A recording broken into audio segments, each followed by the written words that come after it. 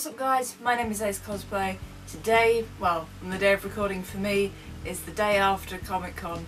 So, to stop myself from getting sad from post-con blues, I'm going to do my Q&A video to take my mind off it and come talk to you guys, because a lot of cosplayers suffer from post-con blues. It's just a thing. And especially as for me, this is, as far as I know, the last one of the year. And I don't know what I'm going to be doing over the winter in terms of making a costume. And the last time this happened, I just sort of sat through the whole winter just getting kind of depressed because I didn't have anything to do. So I'm going to have to think of a new project. But until then, we're doing our Q&A video today because I've got quite a few questions from you guys. So let's run through those, and I'm going to try not to take up to an hour to do it this time. If I haven't put your question in here, it might be because I answered it in my last Q&A, so I'll put a link to that down in the description, so go over there if you want to know an answer to a question that I haven't answered in this one. So first one, Captain Echo asks, are you going to Star Wars Celebration 2017 in Orlando? If so, what day are you going on? I'm going too, and I want to meet you. Also, will you do a Freddie Mercury cosplay? As far as I know, I'm not going to Celebration in Orlando. I don't do conventions overseas. I'd like to, but that's time and money and stuff. It's not a thing you can just go to unless you've really planned it out. So that's the only reason I sort of go to London conventions. I don't even go to the conventions further up north because it's a pain to travel, especially when you're taking this thing with you. I'd like to go. You know what, maybe when I don't know. One of these days I would like to do it, because I'd like to go to San Diego Comic Con and Dragon Con. I want to go to Universal Studios, I want to go to Disneyland, I want to go to all the things like that that's over in America, but I don't think right now I can do it, but who knows, I might do. So the answer is, I don't know, but I don't think so. As much as I do love Queen, their music is awesome, probably won't do a Freddie Mercury cosplay. I don't think I can do a Freddie Mercury justice. I don't think anybody can, because Freddie Mercury is just in a league of his own. So I'm just going to leave him in that league that I'm nowhere near getting close to. 100 Ewok-sized Rancors, or 1 Rancor-sized Ewok? Oh. Well, here's the thing, Rancors are pretty vicious. So if you've got 100 Ewok-sized Rancors, you'd probably just get swarmed by them and they'll just eat you. But you can try and make friends with the Ewoks. I mean, as long as I'm not wearing my uniform, they won't know I'm part of the Empire. That, and if I hide my tattoo, obviously, as well, then I'd just be like, yep. And then they'll be like, yeah, you know what we like, and we'll be friends. And so I'll make the bestest friends with the giant Rancor-sized Ewok. Oh, could you imagine how cuddly that would be? Holy crap. I want to cuddle a giant Rancor-sized Ewok. That thing will be warm and fluffy. It'll probably smell because they live in the forest, but who cares? I like Ewoks. I think they're cute. Who's your favourite YouTuber? Nerdcubed, probably at the moment. I quite like his stuff. He's a video gamer on YouTube. There's a lot of them about, so people will be like, oh, it's a Let's Player, but he's not. He's, again, so different to the other Let's Players. He does a lot of edited stuff. His stuff is really funny. He does a couple of complete series, but he's not one of those with the face cam in the corner. He is genuinely hilarious. Like, he's got comedic timing and talent just down to a fine art, and some of the stuff he says people might not think it's PC, but I don't care, he's awesome. And he's also a massive fan of like Doctor Who and stuff like that, so that sits well with me. Will you be coming to MagicCon in Holland? It's a cosplay convention. It opens October 15th. I'm a bit late. Sorry about that. If you could meet any of the Star Wars actors, who would you choose and why? I've actually met quite a few of the Star Wars actors, and I've probably met most of the ones I want to meet. So I've met people like Darth Vader, Darth Maul, Boba Fett, R2-D2. I haven't met C-3PO, I've sort of seen him from a distance, because I don't like the actor as a person. I think he's a bit of an arse, but each to their own. Hi Anthony Daniels if you're watching. Apologies for calling you an arse, but it's my personal opinion. I'm sure you probably think I'm one for saying that, so. I've met Chewbacca, I've met a couple of the extras. Who else? There's a few people I've met. Wicket, the Ewok, a couple of stormtroopers, I saw Garrick Hagen, who plays Biggs. He was at the convention yesterday. I didn't go up and get his autograph. I'm not a huge fan of Rebellion. Oh, I've seen Mark Hamill in person. Didn't get to meet him. It was at Celebration Europe. I didn't go to any of the panels or anything. But he was in his autograph area, and what they do with people who are really popular, they put them in like a little booth. So you can't see them unless you specifically have like waited in a queue for hours to go meet them or bought like a photo shoot ticket or whatever. But Mark Hamill's autograph at Celebration Europe cost like 120 quid, and given the amount of money I spent on the tickets for me and my family to go, it's like, I'm not spending 120 quid for you to scribble on a piece of paper for me, as much as I love you and respect you as an actor, and as you know, Luke Skywalker and the voice of the Joker, because he's awesome as the Joker. I'm sorry, it's just, that's a little bit too expensive for me.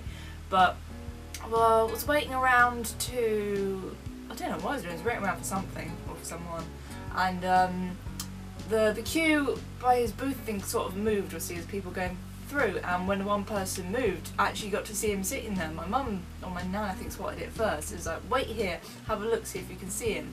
And there he was, sitting in his waistcoat with his beard, and I was just like, I can see Mark Hamill. I'm like 7 meters away from him. It's the closest I'm getting. But I'd like to meet Ian McDiarmid. He's one of the big ones I haven't met yet, and he plays the Emperor, so obviously I need to go meet the man in charge. You've shown in your past videos that you're an artist. Who are your favourite artists that inspire you? I'm a bit of an odd one. I don't have specific people that I look at their work and get inspired from. I get inspired from certain sort of media, so I just look at comic book art as a whole. Obviously different comic books are different styles, so I just sort of look at that. I just take it from the actual medium itself and not a specific person. Which, when I was doing like a media CV, I was told that was a bad thing. I have to have specific people as my inspirations, but I take inspirations from like groups of people. Most of the people that I look at their work and like are the people who are the same as me, who, you know, are just standard people who also do art and stuff, and then they just put it out on their social media pages, and they're hugely, hugely talented. So to actually give a shout out to one of these people, John Heaney on Instagram, because he is the first person that actually sent me fan art of my face. Mikhail from the Imperial Outlanders has done some fan art of my trooper, but no one's done fan art of this mug. So that's it. It's a quick sketch he did. I don't think it was a finished one, but some of the stuff that's on his Instagram is absolutely amazing. Like, he can do really realistic faces and all sorts. When did you decide to have short hair? Well, this short was sort of decided about 2 years ago. I had it like sort of this short 3 years ago, and then it was sort of down to here, beyond that, and then it was down to my butt. So it's slowly, sort of over the years, gone up and up and up and up and up until it gets to the point where, well, it's actually quite long at the moment, it needs a cut, but normally, like, you know, the back of it's sort of shaved down a little bit, and then you've got a grip at the top. So it's kind of over the years, it's just got shorter and shorter and shorter. One, because actually short hair a lot easier to manage, and two, it's much more useful for my cosplay. I don't have to worry about my hair sticking out from underneath the helmet, especially if I like forget my balaclava or something. I don't have to work around it. And if I need longer hair for a cosplay, just get a wig. It's easy. I don't have to like try and shove it or hide it anywhere, and yeah, it's just, I like it. Cake or death? Cake, please. If you don't know what that reference is from, YouTube it, and then be prepared to spend several hours watching Eddie Izzard videos. You're welcome. How old are you? 22 as of recording this. Saying that like I'm going to be 23 soon, I'm not. I've got about 8 months to wait before that happens. Yeah, a lot of people think I'm younger than I am. I guess I have a baby face still. People think I'm like 13. I'm 22. Doesn't feel like it. These past few years have flown by. I still forget that I'm not in my teens anymore. I'm apparently an adult, although the maturity and the responsibility is not something that is coming quite as easily as the actual physical age. Will you go to Northern Ireland and Ireland? It's not somewhere that I feel I'd want to go to on holiday. But again, never say never. Might be a possibility at some point in the future. What is the most difficult part of cosplaying? Probably the time and the money, to be honest. I think that's the thing a lot of cosplayers struggle with. You can have a lot of talent making stuff. God knows there's people I know that are way more talented than me, that give them a few weeks and they can whip up something that is literally exactly as you would see it in the films or TV, like you wouldn't be able to know the difference. They could make something that takes like 4 people to make for a TV show. They are just incredible. But again, you know, we all live normal lives outside of our cosplay stuff, so it's finding time to actually make things and having the funds to be able to do so, because you could really just want to make something incredible and sophisticated and stuff, but you don't have the budget. And a lot of people, unfortunately, they don't have that, and they want to, and that's probably the hardest thing for it. I'm lucky that I do have some disposable income that I can spend on things like Stormtrooper armor. Obviously I'm not going crazy and spending tons and tons all the time, because that's mental. You've really got to pace yourself when it comes to this. You've got to know, okay, how much a thing's going to be, and you can't do massive costumes like every single year, because it's not going to work. You're going to run out of money. But it's yeah, that's probably the most difficult part. The fun part is learning about how to make stuff, but then it's getting the right tools and equipment to make it, and again at all costs. A similar question about what is the best and worst thing about cosplay. Obviously the worst thing would probably be that, and sometimes the pain of certain costumes like Doc Ock is incredibly heavy and will genuinely just leave me very sore and sort of like bedridden for the next day. But the best part about cosplaying is just the whole community aspect of it. Yes, we get a lot of bad stuff happening in the community. I think every community does. The more popular something gets, the less niche it becomes, the more sort of assholes come into it and try and ruin the fun for everybody.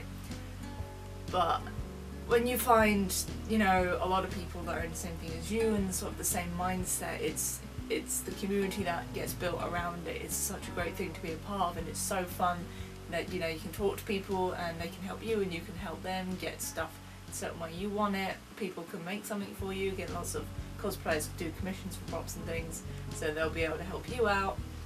And it's just wonderful. Everyone can be so kind to each other, and you can go out and you can do group cosplays, or you can randomly meet up with someone at a convention, and next thing you know, you're best mates a couple of years down the line. It's very strange, but it's wonderful. That's why I set up the Outlanders, is to make sure that for specifically Star Wars cosplayers have that kind of community, because there is a lot of negativity about in certain cosplay groups, and didn't really want that to be a thing. Wanted just somewhere that's really relaxed and chill, so you know, you can just let the love show, man. Just let it show. Are you planning on doing any other Star Wars costumes? TIE Pilot, Biker Scout, or some other bad guy? At the moment, obviously I've done the Death Trooper, which I wanted to do for years. Obviously I want my Imperial Officer's costume to arrive. Still no word from Novus. Still no surprises there. I'd like to do an AT-AT driver and a Biker Scout. I'm not too keen on the pilots, I think, because they're all in black, they're pretty cool, but there's a lot of detail in the helmets and stuff. I prefer like the white suits, and you can then touch up and stuff, so it looks a bit like that. And I don't know, I'll probably do some more armor stuff, like maybe go more down the route of Clone Troopers. Again, who knows, in the future things are going to be planned out. It's very difficult. Do you have any regrets about cosplay? Not a single one. Cosplay has opened so many doors for me. I have been able to meet loads of my heroes through it. I've been able to make so many new friends and be able to set up a wonderful community where I have made even more friends from. Been able to start doing this on YouTube, which is now becoming more of a sort of permanent part of my life. Again, when I started YouTube it was more for fun, and now people are actually coming and watching. I'm now putting more effort into it and doing more things for you guys. It's just everything about this hobby has brought me so much joy, and it's something that I hope I get to do for many years to come. I know a few people who, you know, a couple of years down the road of them doing cosplay, they just didn't have the same sort of love towards it, and they sold a bunch of the stuff and don't do it anymore. I hope that doesn't happen, because for me this is literally the biggest passion I have in life. I love doing this and I don't want it to ever stop. Are you still using your Shepperton armour? Can you get Shepperton armour in the US? Yeah, this is my Shepperton Stormtrooper armour right here. It is what I call my standard armour, because this is the sort of character I've made for myself. This is my commander, this is Commander Rook, and this is the one that if I'm just going to an event as a normal Stormtrooper, this is what I wear. See, the Death Trooper will be worn out for special occasions and maybe some slightly smaller or bigger events, depending on which one I feel like wearing at the time. Obviously my plain white set of armour is now in retirement, because it's the oldest one I have, and bless it, it's literally falling to pieces now.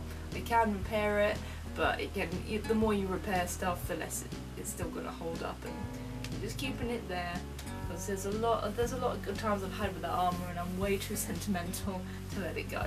But unfortunately you can't get Shepperton armour in the US. As far as I know, it ships everywhere else in the world apart from the US, because of the court battle between Shepperton and George Lucas. So unfortunately, sorry, you're going to have to get somebody in another country to ship it to you if you can. What are your personal feelings on the whole RS Propmasters versus Shepperton Design Studios claims on who created the Stormtrooper armour?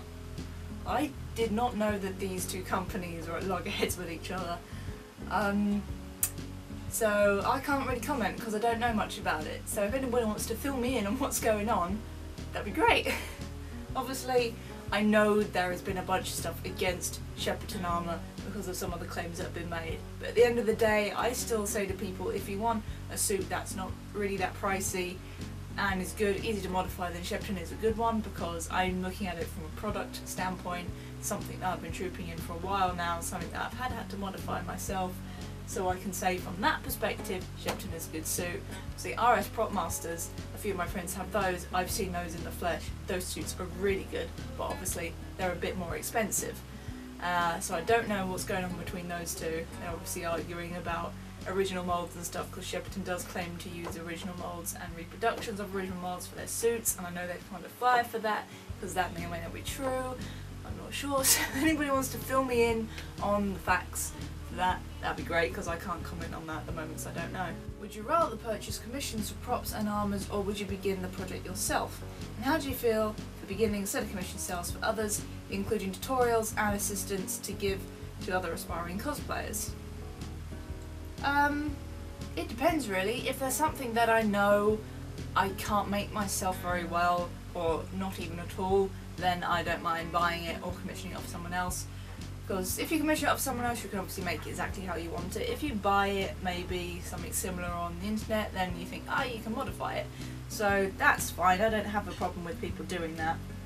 Harrison, I have a kitten now trying to help with the Q&A. Do you want to say hello? Oh, this is Harrison's second appearance on the channel. He's gone a little bit bigger. How old are you now? You're 12 weeks? I don't know. Don't lick. Don't lick. But for a lot of stuff I do try and make it myself, because that's just how I like to do it, and I do like to learn how to do new things. So again, it really depends on also if you've got maybe time constraints and you think that, oh well, I will not be able to get this done in time, and you could buy something and modify it instead.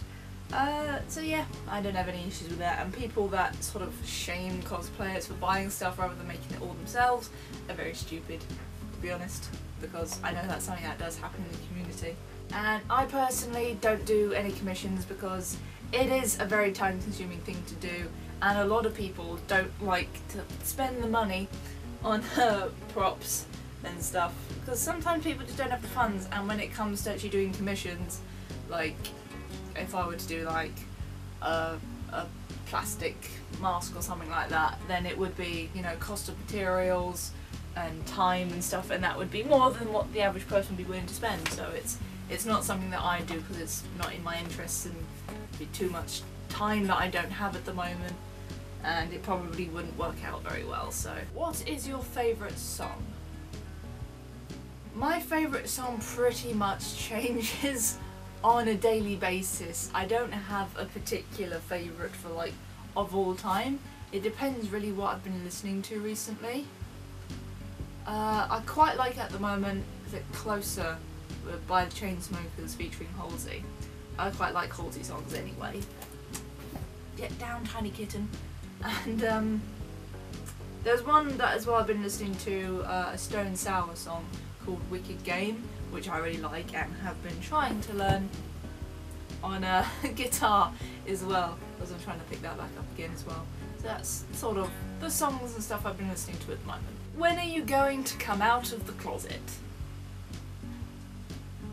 Well, I'd have to get in it first, and my closet's very full, as you can imagine, so that would be quite a difficult task. What was the first Star Wars movie you watched?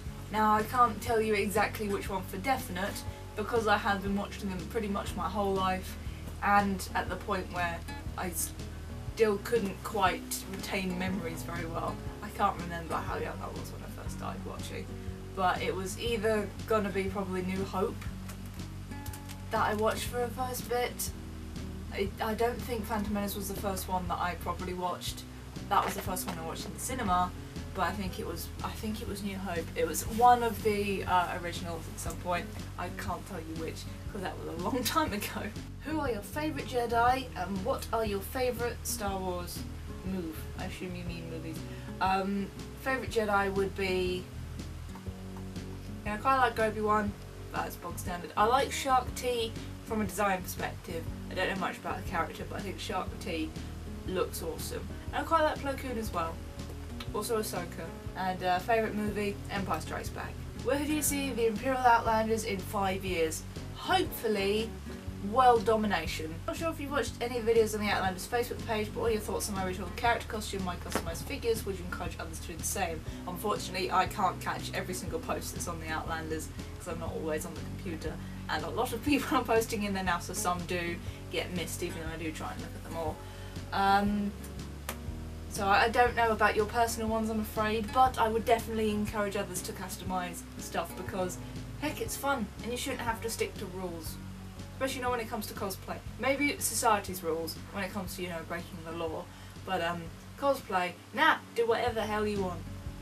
It's your costume at the end of the day, it doesn't matter what anybody else thinks. Would you make a prop with a special effect artist for a special video? I probably would. If there's any special effects artists out there who want to, give me the rundown on sort of what they do and sort of let me help them make a prop, even though they would know a heck of a lot more about prop making and have completely different methods than I would, considering, stuff I make them out of is floor mats and a bit of resin that I have. They'd probably have a little bit of, higher standards than me. But I'd be at least very willing to sit and watch and hold things for them whilst they work their magic. So, how do you get cool hair like that? What's your shampoo, wax, and what's the name of your hairstyle? As I said again, this before is not sort of the perfect one, because my hair grows like a weed, so it's starting to go down. This is how it looks when it's first cut. So you see it's a lot more sort of clean shaven around the edges, and the quiff stands up a bit more. I don't know if it has a specific name, I just call it the quiff. I just use Head and Shoulders for shampoo. Yeah, just wash it like you do normally. Towel dry it a little bit, but not too much, otherwise this bit of my hair sticks out. That's where my crown is. That happens when I sleep as well. When I get up in the morning, it's like a duck's bum, just sticks out.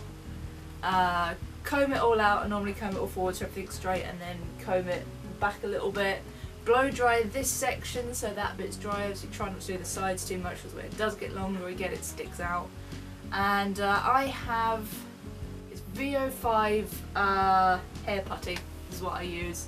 I think there's some better brands out there, but that's what I use at the moment, and it does manage to keep it up. Sometimes you do have to top it up when it comes to the evening, but I have a habit of doing this as well.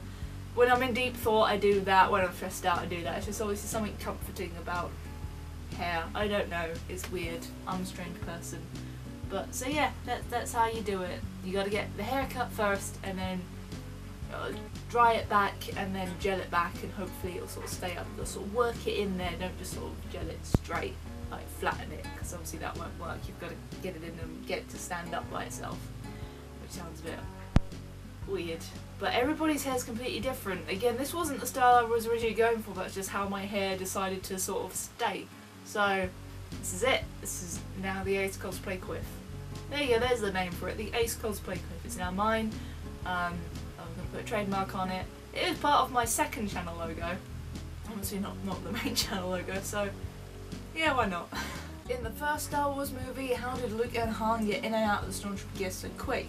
Did Obi-Wan and Chewie help? Also, did they leave TK-41 and the other Stormtrooper naked? Or were they wearing Imperial underwear? I think your videos are fantastic, keep up the great work. Thank you very much, Eddie. They probably did get help. You know, editing always makes it seem like things are faster than they were, so there's probably more time in between them shooting it to get it out. Yeah, I think Han Solo was supposed to originally be in the Imperial Academy, so he would have knowledge of how Stormtrooper armor works, because as far as I know from his character, yeah, he was part of the Imperial Academy, and then I think he got kicked out because he was helping a prisoner, and that prisoner was Chewbacca. I don't know for certain. As I said, I'm not very fluent on when it comes to the EU, but he would know more ins and outs of the Stormtrooper armor, so he'd probably help the others get changed. And yeah, the Stormtroopers are probably just wearing pants at that point, because they would have had to take the undersuits as well. But then when they come out the trash compactor, they're wearing their normal gear. So they would have had to wear their normal clothes and squeeze the undersuits on over the top. That would have been uncomfortable. Yeah, now I'm thinking about it, that's weird how Luke's managed to get so many layers underneath the Stormtrooper undersuit and it just not completely just bulge out the armour. Oh well, movie magic. Are you a Potterhead? May the Force be with you. I'm not really a Harry Potter fan. I'd say I'm a casual watcher of Harry Potter. I tried to read the books, I never got into them. One of my friends that I work with is a massive Harry Potter fan, and so sometimes I talk about it with her. I love Snape. Snape is awesome, but I'm just not so keen on the rest. I think the idea of magic and stuff's pretty cool, but no, Harry Potter's never been something that sort of resonated with me particularly. But I did take the Pottermore test, and I found out that I'm in Hufflepuff. I wanted to be in Ravenclaw, but I'm in Hufflepuff. I don't know exactly what being in Hufflepuff means you have, and I'm going to look that up. There we go. Its founder was the medieval witch Helga Hufflepuff. Hufflepuff is the most inclusive among the four houses, valuing hard work, dedication, patience, loyalty and fair play rather than a particular aptitude in its members. I'm losing the ability to read. The emblematic animal is a badger, and yellow and black are its colours. Well, yellow and black was my dad's racing colours when he used to race motorbikes. Yeah, I think dedication, patience, loyalty, fair play. I do try and work hard as well. Some people might argue against that, but I guess I do fit into Hufflepuff. Alright, I'm a Hufflepuff. What made you start YouTube? I started YouTube back when it was originally on Richard and Judy. If anybody over in England remembers that show, I don't think it's on anymore. When YouTube first started, and it was like people were reporting, oh, there's this new video website, and where people show cool things. I remember there was this clip of a dude that could do rollerblade tricks and clips of cute cats, because yeah, I think YouTube was founded on clips of cute cats. And I just signed up so I could watch videos and rate them 1 out of 5, well not 1 out of 5 stars, I wasn't evil, rate them out of 5 stars, so they had the 5-star rating system for videos when it first came up. And yeah, it was quite fun, and I made a few friends on YouTube for that as well, so I just did it mainly for fun. And when I got my armour, I uploaded some really stupid videos. And then I actually started making it more of a thing when YouTubers actually started becoming more of a thing. Harrison, please get off my sleeve. If you could produce your own film for Disney using any Star Wars related book and they gave you the freedom to express yourself in the film's storyline, which book would you choose? I haven't read very many of the books, but the one I did enjoy the most was Allegiance, about a group of rogue stormtroopers. So naturally that would work very well, and I'd obviously stick myself in there in the group of rogue stormtroopers. Maybe the commander, because that's the character I made for myself. What is your favourite Luke and Leia outfit?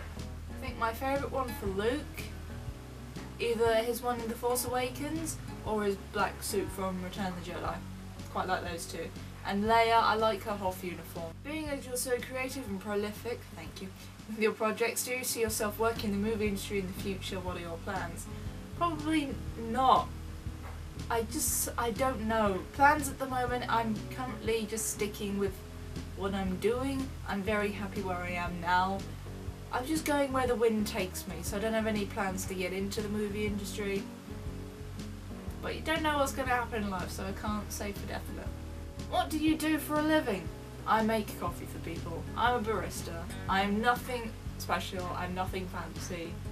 I'm behind a counter and I ask people what kind of coffee they want. Which of your cosplays is the one you are most proud of? At the moment it's Dr. Octopus because it is the scratch build costume and it got an amazing reception, and it was a lot of work being put into that from me and my dad, and it was awesome. I loved that costume. It's just a shame it's really heavy. I'm very uncomfortable to wear. How is that FX armor holding up? Well, I wore it out yesterday. There was a little bit of damage. One of my poppers came off, but that was about it really. Some of the paint work I've done on that needs to be redone, so it's sort of scratched off as well, so I'm going to have to see if there's ways I can seal it a little bit.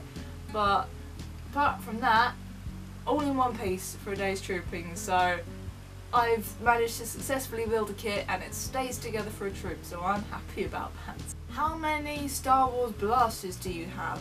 I have a few. I have one Doopy Doo's E11, which is a proper resin cast E11. I have one Hasbro toy E11, which is in my holster at the moment. I also have one broken resin E11, which sits in my cupboard that I can use for spare parts.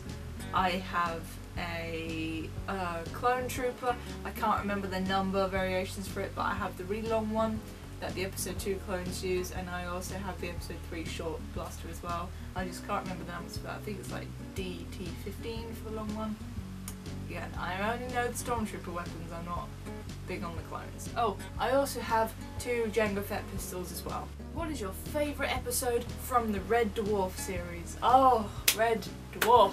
Well, Red Dwarf, literally the series 11 has just ended with the last episode this week, which is now sad because I was really enjoying that series, but it's a very short one and it only had 6 episodes in it. And I think my favourite one from this series just gone is the one where Rimmer bioprints himself, and there's like hundreds of him across the ship, and it's just so many Rimmers. Rimmer is the complete arse of the crew. He's the man you love to hate though. He is amazing. I do love him. I love his portrayal. My favourite character though is Crichton.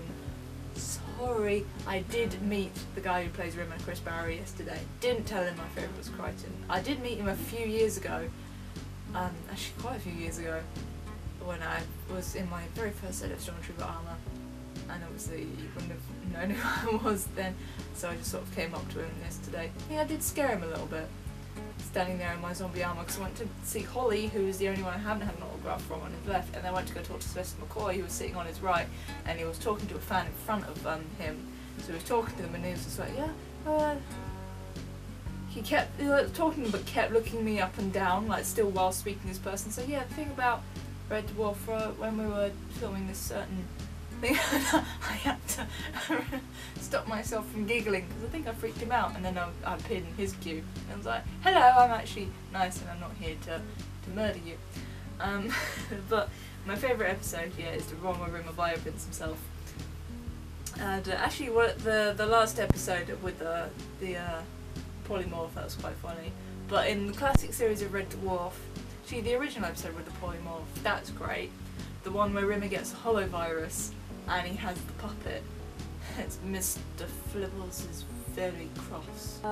Camille, where they meet the pleasure girl, and Crichton falls in love a little bit, and Lister teaches him how to lie and break his programming. The one with the talkie toaster, where Holly gets an increased IQ.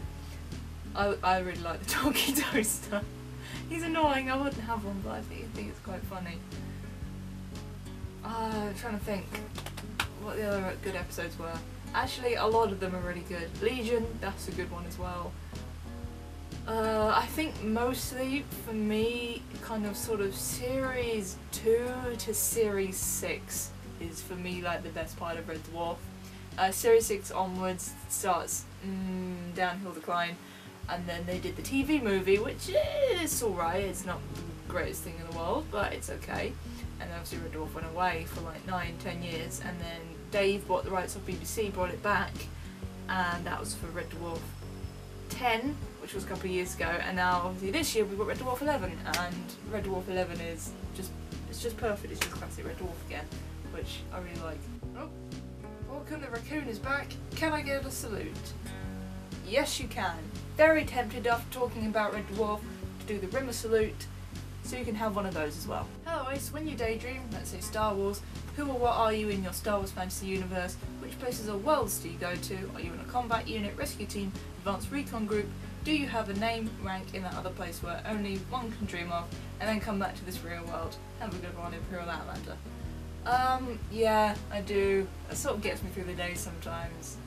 I would be the character I've made for myself, the commander. In any kind of random battle situations, it changes depending on my mood on the day, really. But yeah, just exploring the galaxy, doing the fight for the Empire, just representing the boss, you know, representing the Emperor and Darth Vader. Do you like the food of Spain? I am from Madrid. I do. I like Spanish food, I like Italian food, Chinese food, and Mexican food. I especially love burritos, even though that's more Mexican. But yeah, any of that food for me is fantastic. How does a normal day look like for you? If I'm working, get up, shower, breakfast, go to work, come back, dinner, and YouTube video. If I'm off, any errands that needs to be run, cosplay work, more YouTube. But honest, it's just a standard sort of day, really. Nothing too exciting. Where are you from? I love the accent. I'm from merry old England. I never think I have an accent really, because I'm not the typical stereotypical British pip pip tally ho, cup of tea, governor. I'm just a southerner really. Just what my voice is. It's what it's always been. I'm from the south, so I say things like bath and grass instead of bath and grass like they say up in the north. But yeah, I'm from merry old England, where today the sun is actually shining, and it's autumn. This is very strange. I think there are currently people singing in the streets. Geralt has asked a couple of questions in this video. Are you a girl? Are you gay? Do you want to look like a boy? I am a girl. I have been a girl, always have been a girl. Say in today's society, there's been more people accepting of, you know, gay, transgender, LGBT people. So that, for one, is fantastic, and people should choose to be anyone they want to be. You shouldn't have to stick with the gender you're born with if you're uncomfortable with that. But for me, I was born a female. I identify as a female. I have all the lady parts, and so there. That's just how I am. I am a girl. I'm not gay, I'm straight. I know the slightly deep voice and the hair and possibly the love for Star Wars does maybe state otherwise, but that's a little bit sort of stereotypical, you think, because as accepting as society is at the moment, we're still giving stereotypes to people. And if I want to look like a boy because of the way I look, how I look? No, it's the way I'm comfortable looking. As I said, I just prefer having short hair. For me, it's a lot easier. I just prefer how it looks to how it did when I have long hair, and the fact that I choose not to wear makeup, because for me, I don't get how people can be bothered to do that every morning, and wearing a lot of makeup on my face is uncomfortable. Yes, I do face paint for face paint videos, but that's not on my face very long, and as soon as I'm done I have a shower and take it off. With makeup you have to have that stuff on all day, and it can play havoc with the skin, and it's like, no thank you. And I don't like wearing dresses. I hate wearing dresses. I wear jeans, and like today I am wearing a hoodie, and yes, this is a guy's hoodie that I bought recently from good old Primark, because it is starting to get cold, and guys' hoodies are actually way more comfortable than girls. They make them obviously a little bit bigger, nothing has to be tight and skinny around the waist, and they're really nice and fluffy. And also, New York is one of my favourite places in this world, so naturally, when I see a wicked New York hoodie, considering it's now getting colder, I'm going to buy it. So I just look the way I look because this is how I'm comfortable looking. And I think if you're comfortable wearing girls' clothes or boys' clothes, that shouldn't matter what anybody else thinks. You wear what you're comfortable in. I think there's a wedding I'm going to next year, and I'm not wearing any dresses. I'm buying a suit for that. I'm going to have a really nice three-piece suit because I think three-piece suits are really nice and I will probably look pretty killer in it. So there you go. Oh, the last one, again from Gravity Falls on YouTube, is are you have boyfriend? I assume you mean do I have one? Nah, I am the single Pringle.